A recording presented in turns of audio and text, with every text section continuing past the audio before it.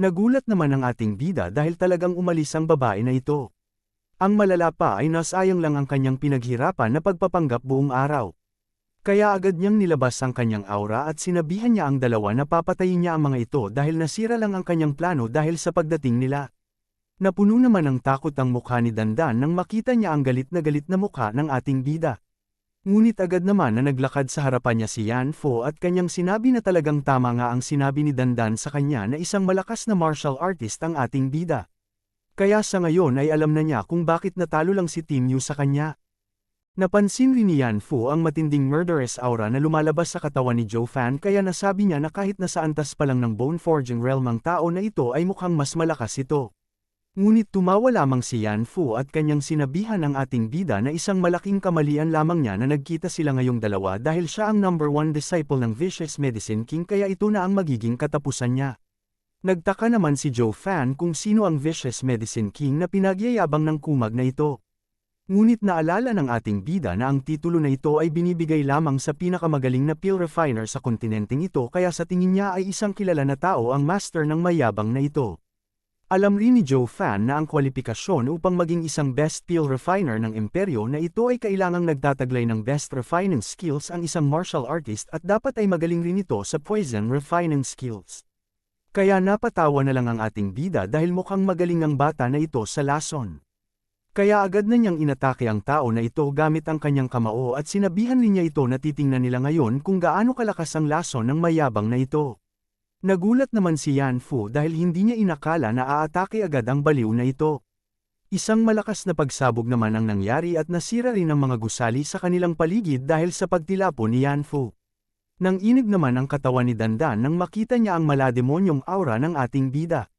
Tumawa naman si Joe Fan at kanyang sinabi na talagang puro lang yabang ang bata na ito dahil hindi man lang niya kinaya ang kanyang atake.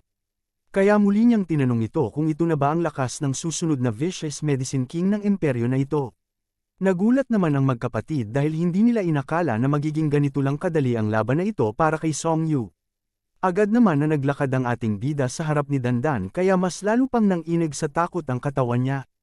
Ngunit hindi naman siya sinaktan ng ating bida, ngunit tinanong niya ito kung pagdedepende lamang ba sa lalaki ang kaya niyang gawin bilang isang martial artist. Tinawanan rin siya ng ating bida at kanyang sinabi na kahit magdala pa siya ng isa pang lalaki ay pareho lamang ang magiging resulta nito. Kaya dapat niyang tandaan ang araw na ito. Hindi naman nakapagsalita pa si Dandan dahil alam niyang hindi niya matatalo ang tao na ito. Sa kabilang banda, agad naman na tumayo si Yanfo kaya natigil na lang si Joe Fan sa paglalakad niya. Pagkatapos nito ay tumawa ng malakas si Yanfo dahil tinamaan siya ng atake ni Joe Fan. Pinuri rin niya ito dahil talagang mabilis ang atake na ito. Sinabi rin niya na sa tingin niya, si Joe Fan lamang ang may taglay ng ganitong bilis sa buong imperyo nila sa edad niya. Nagsaad naman si Joe Fan na ngayon lamang siya nakakita ng isang tao na tumatawa pa kahit na nabugbog na ito. Sinabi naman ni Yanfo na ibig sabihin lamang nito ay sigurado siya na siya ang mananalo sa laban na ito kaya tumatawa pa rin siya. Tinawanan naman ito ng ating bida dahil talagang mayabang ang kalaban niya. Sinabihan rin niya ito na kahit marunong siyang gumamit ng lason ay hindi ibig sabihin nito ay mananalo siya sa kanya. Nagsaad rin si Joe Fan na kahit gaano pa kalakas ang lason niya, hindi niya ito magagamit sa kanya kung hindi siya nito mahuhuli. Kaya tinanong niya ng may kumpiyansa si Yanfo kung may kakayahan ba siyang hulihin siya. Tumawa naman si Yanfo at kanyang sinabi na talagang mangmang ang ating bida dahil wala itong alam kung paano makipaglaban ang pamilya nila.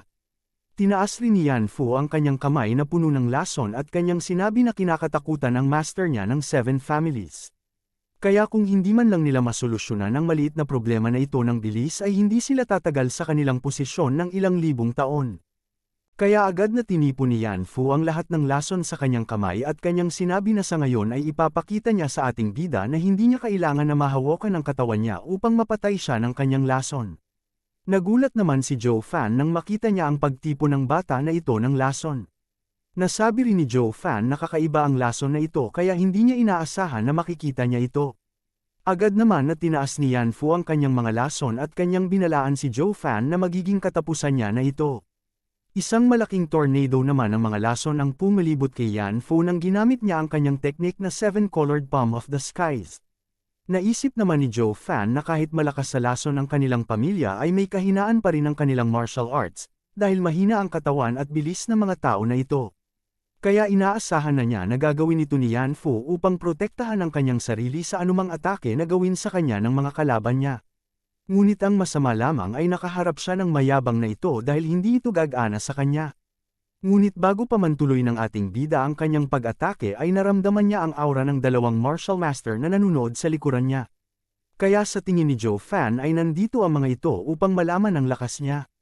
Kaya sa ngayon ay nagdesisyon na lang si Joe Fan na huwag gamitin ang buong lakas niya dahil maaaring malaman ng mga ito ang tunay niyang pagkatao. Kaya sa tingin niya ay isang patibong ang laban na ito upang malaman nila kung siya nga ba si Joe Fan. Kaya natawa na lang siya dahil mukhang nagdududa pa rin ang master na nakita niya kahapon sa pagkatao niya. Kaya tumawa na lang si Joe Fan na parang demonyo dahil alam niyang hindi siya maloloko ng mga ito. Kaya nasabi na lang niya na magiging mahirap na laban ito para sa kanya. Ngunit bigla naman siyang napatigil nang marinig niya ang pang-iinsulto ni Yan Fu sa kanya kung nasaan na ang bilis niya kanina. Hinamon rin siya nito na kung talagang malakas siya ay subukan niyang umatake sa kanya. Ngunit agad naman na sinabi ng ating bida na hindi siya tanga upang umatake agad sa kanya lalo pat napalibutan siya ng mga lason. Kaya hinamon na lang niya si Yan Fu na kung matapang talaga siya ay lumabas siya sa loob ng lason na ito. Dagdag pa niya na hihintayin lamang niya na maubos ang enerhiya niya at pagkatapos doon siya aatake kung wala na ang lason niya. Tumawa naman si Yan Fu at kanyang sinabihan na talagang tanga ang ating bida kung akala niya na isang defensive technique lamang ang kanyang technique. Tatlong kulay ng laso naman ang biglang umatake kay Joe Fan, ngunit agad naman niyang naiwasan ang mga ito. Ngunit bigla namang bumalik ang atake na ito sa kanya kaya naisip na lang niyang parang buhay na halimaw ang teknik na ito. Pinagyabang naman ni Yan Fu sa ating bida na ang teknik na ito ay isa sa pinakamalakas na teknik ng kanilang pamilya. Kaya kahit ano pa ang gawin ni Joe Fan ay hindi siya mananalo sa kanya. Ngunit hindi naman sumang-ayon si Joe Fan sa sinabi ng mayabang na ito. Dahil ang mga martial artist na gumagamit ng lason ay masasabi nga nilang malakas. Ngunit kasabay nito ay isa rin sila sa pinakamahina pagdating sa martial arts ng katawan. Habang umiiwas si Joe Fan sa mga lason na ito ay nasabi rin niya na kapag nasira na ng sinuman na martial artist ang lason na ito ay doon na nagiging isang mahinang martial artist ang mga gumagamit ng lason dahil walang lakas ang kanilang mga katawan. Kaya sa ngayon ay titiisin muna ni Joe Fan ang pag-iwas sa mga lason na ito dahil kapag nagkaroon siya ng pagkakataon mamaya na makapasok sa loob ng kanyang lason ay tiyak na iiyak siya sa gagawin niya sa kanya. Agad naman na tinaas ni Yan Fu ang kanyang kamay at kanyang sinabi na ito na ang magiging katapusan ng ating bida. Binalaan niya rin ito na ayos lang na maging kalaban niya ang ibang pamilya ng Seven Noble Families. Ngunit kung siya ang maging kalaban ng kanilang Yaowang Temple ay talagang hindi na siya mabubuhay sa imperyo na ito. Nagalit naman si Joe Fan nang makita niya ang pagyayabang ng kumag na ito, nasabi rin niya na hindi siya ang kumalaban sa kanilang pamilya, sa halip siya ang naghamon sa kanya. Kaya ngayon ay naisip na lang ni Joe Fan na kailangan niyang turuan ng leksyon ang batang ito kahit na matalo man siya sa laban na ito dahil sa sobrang yabang niya. Napansin naman ni Yan Fu na hindi na gumagalaw si Joe Fan kaya akala niya ay napagod na ito. Kaya agad niyang ginamit ang buong lakas niya sa lason dahil ito na ang pagkakataon niya na mapatay ang tao na ito. Kaya agad niyang inatake si Joe Fan gamit ang tatlong lason na mas pinalakas pa niya. Ngunit mabilis naman na iniwasan ito ni Joe Fan at agad rin niyang ginamit ang pagkakataon na ito na malapitan si Yan Fu. Pagkatapos nito ay agad niyang hinawakan ang leeg ni Yan Fu kahit na kumakapit sa katawan niya ang mga lason nito. Ginamit naman ni Yan Fu ang kanyang lason upang maarang si Joe Fan ngunit binaliwala lang ito ni Joe Fan ang mga lason na ito. Agad rin na sinabi ni Joe Fan na talagang mayabang lang si Yan Fu dahil sa lason niya. Ngunit ngayon na wala na ang lason niya ay titingnan nila kung saan na ang yabang niya. Kaya agad niyang sinuntok ito ng malakas sa kanyang tiyan. Halos na masira naman ang mga buto ni Yan Fu dahil sa suntok na ito. Kaya nawalan rin siya ng lakas at lumabas ang dugo sa kanyang bibig dahil dito. Bumagsak rin siya sa lupa at kanyang nasabi na talagang isang psychopath ang kalaban niya dahil kahit na alam niyang mamamatay siya kapag nakapitan siya ng lason na ito ay tinuloy niya pa rin ito. Hindi naman ito pinansin ng ating bida, sa halip ay tiningnan niya lang si Yan Fu na parang aso. Pagkatapos ay agad niya ring sinipa ng malakas ang mayabang na ito sa mukha. Tumawa rin ng malakas si Joe Fan at kanyang sinabi na talagang baliw nga siya. Alam rin niya na mamamatay rin siya sa lason na ito kaya mas mabuti pang patayin na lang niya ang mayabang na ito bilang kapalit. Nagulat naman si Yan Fu nang marinig ito dahil talagang hindi nagbibiro ang demonyo na ito. Agad naman siyang hinawakan ni Joe Fan sa ulo at muli niyang sinuntok ito ng malakas hanggang sa parang maging punching bag na ang mukha nito. Nagulat naman si Dandan sa kanyang nakita, kaya napatanong na lang siya kung paano ito nangyari. Hindi rin niya maintindihan kung bakit parang mas malakas pa si Joe Fan kaysa kay Yan Fo kahit na napinsala na ang katawan niya ng malakas na lason. Napansin rin ni Dandan ang walang tigil na pagsuntok ni Joe Fan sa kanya na para bang sinisira niya ang pagkatao ni Yan Fo. Kaya nasabi na lang niya na talagang isang halimaw ang tao na ito, dahil ngayon lamang siya nakakita ng isang martial artist na kayang itaya ang kanyang buhay upang masira lamang ang isipan ng kalaban niya. Kaya naisip na lang ni Dandan na sana ay mabuhay pa ang tao na ito, ngunit alam rin niya kung gaano kamapanganib ang laso ni Yan Fo kaya alam niyang hindi natatagal ang ating bida. Samantala, tumawa naman ng malakas si Joe Fan dahil talagang nabugbog na niya ng matindi ang mayabang na bata na ito. Tinanong rin niya si Yan Fo kung nasaan na ang pagyayabang niya kanina na walang makakatalo sa kanilang family technique. Kaya dahil hindi niya nagawa ang sinabi niya kanina, siya ngayon ang tutupad sa pangako niya na ito na ang magiging katapusan niya. Kaya agad na tinaas ni Joe Fan ang katawan ni Yan Fo at tinapon niya ito sa sahig ng malakas. Ngunit bago pa man ito magawa ng tuluyan ni Joe Fan ay bigla namang siyang tumilapon matapos siyang atakihin ng master ni Yan Fo. Kaya nagulat na lang ang tatlo sa nakita nila. Agad rin na kinuha ni Elder Yan ang kanyang gamot upang ipainom ito sa alaga niya. Pagkatapos nito ay agad siyang tumayo upang pagmasdan ang katawan ni Joe Fan habang nilalabas niya ang kanyang lason. Samantala, tahimik naman na nanunood ang dalawang elder sa laban na ito. Tumawa rin ang ika-5 elder dahil ito lang pala ang paraan na dapat nilang gamitin kung nais nilang labanan ang pamilya ni Elder Yan. Kaya nasabi na lang niya na ngayon ay hindi na nila kailangan pang matakot sa laso ng Vicious Medicine King. Kaya talagang nagustuhan niya ang laban na ito. Nagsaad naman si Elder Lin na naiintindihan niya na kung bakit natalo ng kanyang disciple sa tao na ito. Dahil isa siyang baliw na kahit ang lason ay hindi siya kayang pigilan nito. Ngunit nanghihinayang lamang siya dahil kahit na henyo ang bata na ito ay maaaring hindi na siya mabuhay pa. Sumang-ayon naman ang ika-5 elder dito at kanyang nasabi na maganda ang katawan ng batang ito at sa tingin niya ay mas magiging malakas pa ito sa ilalim ng kanyang pagtuturo. Ngunit ngayon ay wala na itong kwenta dahil sa lason na natamo niya sa laban na ito, kaya umalis na lang ang ika-5 elder. Ngunit bago pa man siya makalayo ay tinanong naman ni Elder Lin kung hindi ba si Joe Fan ang tao na ito. Tumigil naman sa paglakad ang ika-5 elder nang marinig ito. Nagsaad siya na ang Joe Fan na hinahanap nila ay isang matalino at tuso kaya alam niyang hindi si Joe Fan ang tao na ito.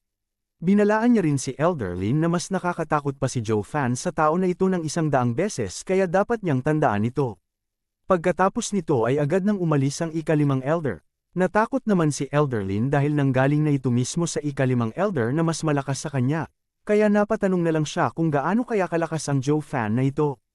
Samantala, agad naman na nabahala si Xiao Wan nang makita niya ang nangyari kay Song Yu ngunit agad siyang pinigilan ng kanyang kapatid na magpunta doon. Agad naman na tinawag ni Elder Yan si Dandan at inutusan niya ito na hawakan nito ang disciple niya. Natakot naman si Dandan nang marinig ito at tinanong niya ulit kung siya ba ang tinutukoy ni Elder Yan. Nagalit naman si Elder Yan dahil dito at kanyang sinabi na napahamak ang kanyang disciple dahil sa kanya kaya dapat siyang magpunta agad dito. Pagkatapos nito ay agad nang naglakad si Elder Yan sa ating bida, at kanyang nasabi na kung hindi lang dahil nagkagusto ang kanyang alaga sa babae na ito ay papatayin na niya ito dito. Ngunit sa ngayon ang dapat niyang gawin ay mapatay ang kumag na ito. Samantala, nagtaka naman si Joe Fan dahil mukhang gusto talaga siyang patayin ng elder na ito kahit na matindi na ang kanyang pinsala. Alam niya rin na kahit malakas ang kanyang katawan ay mapipinsala pa rin siya ng elder na ito kapag inatake siya nito. Kaya hindi niya maaaring hayaan na lang na atakihin siya nito. Kaya kung magpatuloy man ang matanda na ito sa binabalak niyang pagpatay sa kanya. Nasabi na lang niya na wala na siyang magagawa kundi ilabas ang tunay niyang pagkatao at lakas. Ngunit bigla namang naramdaman ng ating bida na umilo ang singsing na suot niya, kaya ibig sabihin lamang nito na nandito si Yan Tang, bigla namang napatigil sa paglalakad si Elder Yan nang marinig niya ang isang malakas na tawa. Nilate siya ng 2 tao na ito dahil nais pa rin niyang patayin ng isang kawawang mahinang martial artist kahit na isa siyang elder ng kanilang pamilya.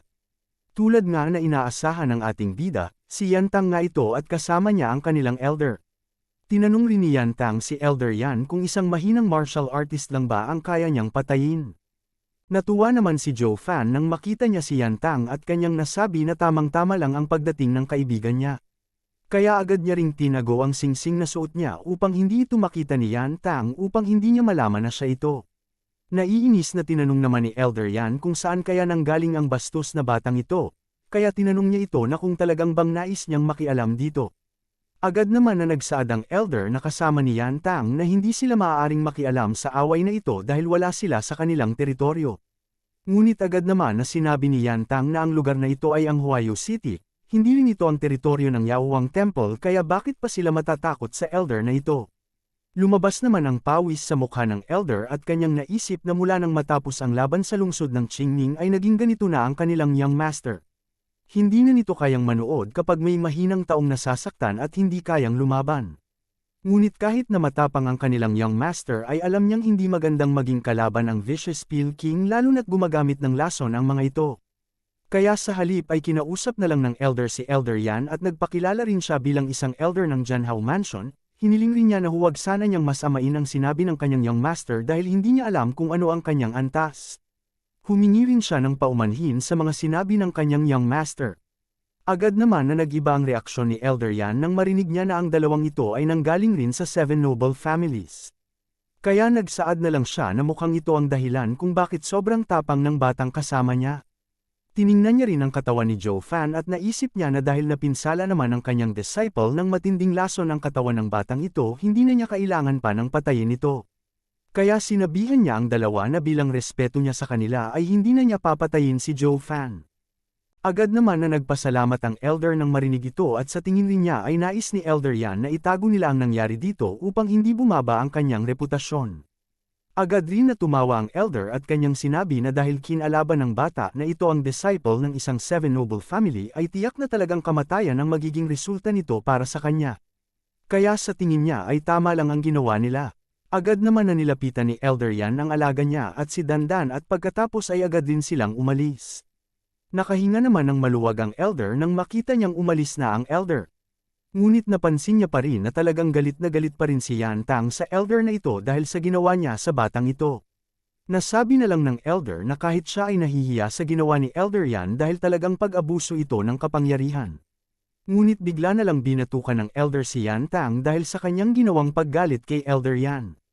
Pinaalalahanan niya rin ito na hindi siya si Joe Fan kaya dapat na niyang tigilan ang pagsali sa away ng iba. Binalaan niya rin ng bata na ito na mapanganib ang kanyang ginawa lalo na't isang poison master ang Elder na yun. Kaya dapat niyang tandaan na mas malakas pa ang Elder Yan na ito sa 7th Ghost na nakalaban nila sa Qingning City. Nagulat naman dito si Yan Tang at kanyang tinanong kung gaano nga ba kalakas ang Elder Yan na ito na kahit ang kanilang Elder ay natatakot sa kanya. Agad naman na sinabi ng Elder na kahit isa pa siyang top disciple ng 7 families ay maaari siyang mamatay sa kamay ng Elder Yan na ito na hindi man lang niya namamalayan. Ang malala pa ay hindi man lang niya madedepensahan ang kanyang sarili kahit gustuhin niya man ito dahil sa sobrang lakas ng lason na ginagamit ng Elder na ito. Lumabas naman ang pawis sa mukha ni Yan Tang nang marinig ito.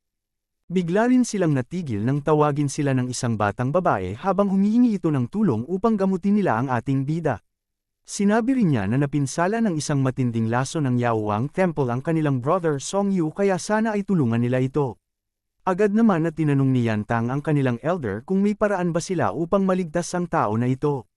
Agad naman na sinabi ng Elder na wala silang alam na paraan upang magamot ang laso na ito, dahil ang mga laso na ginagamit ng pamilya na ito ay kakaiba kaya kahit na sila mismo ay hindi alam kung paano ito gamutin. Bigla namang dumating si Chu Chu at kanyang sinabi na siya na ang bahala kay Song Yu. Kaya agad na niyang kinuha ang katawan ng ating bida at sinabihan niya rin ang magkapatid na huwag mag-alala dahil ililigtas niya ang kaibigan nilang dalawa. Agad naman na napaisip si Joe Fan na mukhang ito na ang pagkakataon na hinihintay niya upang malaman kung saan nakatago ang Budi Roots. Dahil walang paraan na kayang pagalingin ng isang misteryosong babae lamang ang lason na pinagmamalaki ng Yaohuang Temple. Naisip rin ni Joe Fan na bukod sa kanyang demonic heavenly tricks na teknik at ang antidote na nagmula sa Yaohuang Temple mismo ay wala ng gamot na maaaring makagamot sa lason na ito.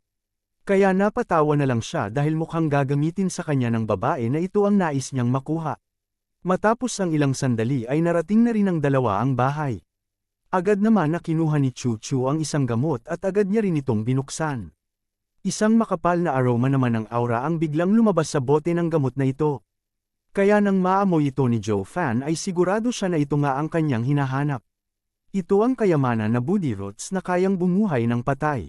Agad naman na pinainom ni Chu Chu ang maliit na patak ng gamot na ito sa ating bida.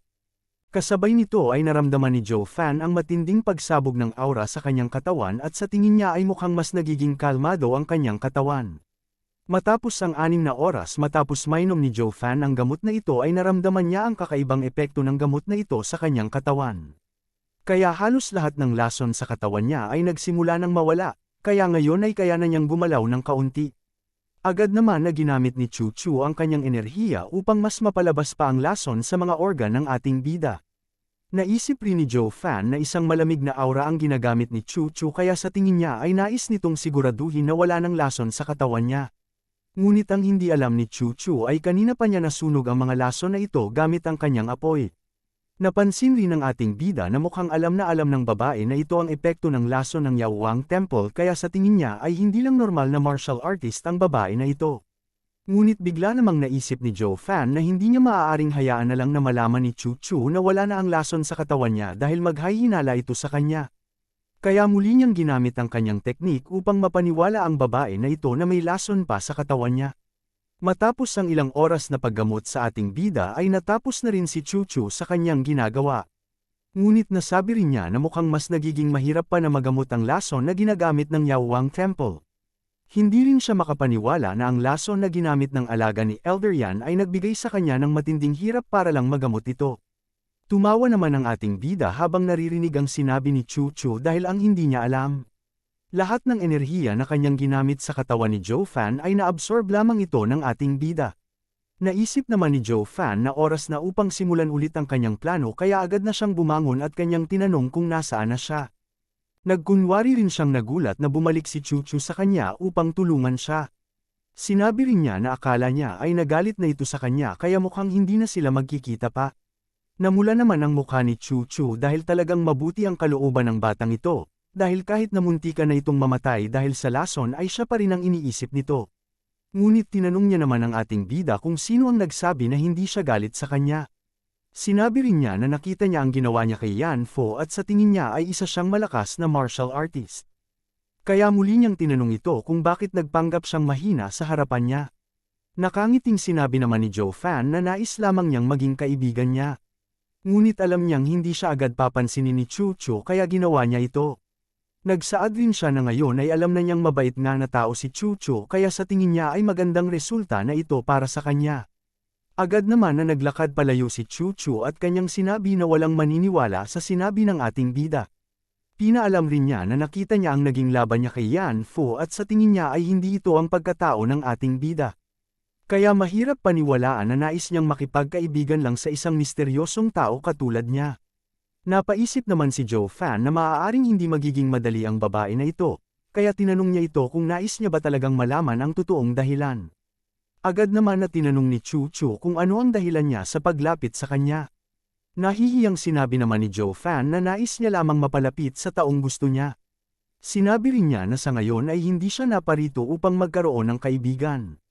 Ngunit nang makita niya ang magandang babae na si Chu Chu ay nag-iba na ang layunin niya.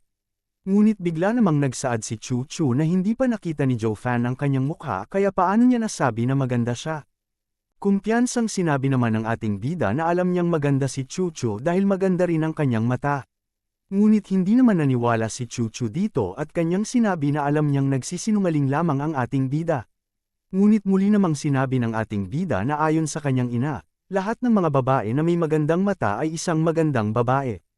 Ngunit sinabi naman ni Chu Chu na nagsisinungaling lamang ang kanyang ina sa kanya. Agad naman na tinaas ni Joe Fan ang kanyang kamay upang kunin ang takip sa mukha ni Chu Chu upang mapatunayan niya na tama ang sinabi ng kanyang ina. Ngunit agad naman na umatras si Chu Chu upang maiwasan niya ang kamay ng ating bida. Agad rin na sinabi ni Chu Chu na huwag siyang lapitan ng ating bida dahil matatakot lamang siya kung makita niya ang kanyang pangit na mukha. Nagulat naman si Joe Fan nang marinig ito. Ngunit upang ibaba ni Chu Chu ang kanyang depensa ay sinabihan niya ito na alam niyang malakas si Chu Chu at hindi niya kaya itong matalo sa laban kaya walang dahilan upang matakot siya sa kanya. Nagbago naman ang reaksyon ni Chu Chu nang marinig ito dahil alam niyang tama nga ang sinabi ng batang ito. Agad rin na naglakad palayo si Chu Chu at kanyang sinabi na tigilan na ng ating bida ang paglapit sa kanya. Sinabi rin niya na maaaring ito na ang huling pagkikita nilang dalawa kaya nagpaalam na siya sa kanya. Nagulat naman ang ating bida nang marinig ito, dahil alam niyang mawawala ang budirot sa kanya kapag hinayaan niya lang na umalis ang babae na ito. Kaya tinanong niya ito kung saan siya pupunta. Nagsaad naman si Chu Chu na hindi na niya kailangan pang malaman ito. Naisip naman ni Joe Fan na hindi niya maaaring hayaan na lang na umalis ang babae na ito nang hindi niya nakukuha ang booty roots. Kaya kung kailangan niyang labanan ito ay gagawin niya ito kahit na malakas ang babae na ito. Kaya agad siyang tumakbo upang pilitin si Chu Chu na huwag itong umalis. Nagpanggap rin siyang natisod kaya biglang napatingin si Chu Chu sa kanya upang seluhin siya. Nang makita ito ni Joe Fan ay agad naman siyang naghanda upang umatake dahil ito lamang ang paraan upang makuha niya ang booty roots. Ngunit ang tinamaan lamang ng kanyang atake ay ang takip sa mukha ni Chu Chu, kaya nang mawala na ito ay bigla namang napatigil ang ating bida nang makita niya ang mukha nito. Ang mukha ni Chu Chu ay parang isang anghel sa ganda at parang isang diwata sa kalangitan. Kaya wala nang nagawa pa ang ating bida kundi matulala sa kagandahan niya. Agad naman siyang sinampal ni Chu Chu dahil sa kanyang ginawa, kaya siya ay tumilapo na lang sa dulo ng silid. Pagkatapos nito ay agad nang umalis si Chu Chu habang umiiyak ito. Naiwan naman si Joe Fan roon na tulala pa rin at hindi makapaniwala sa nakita niya.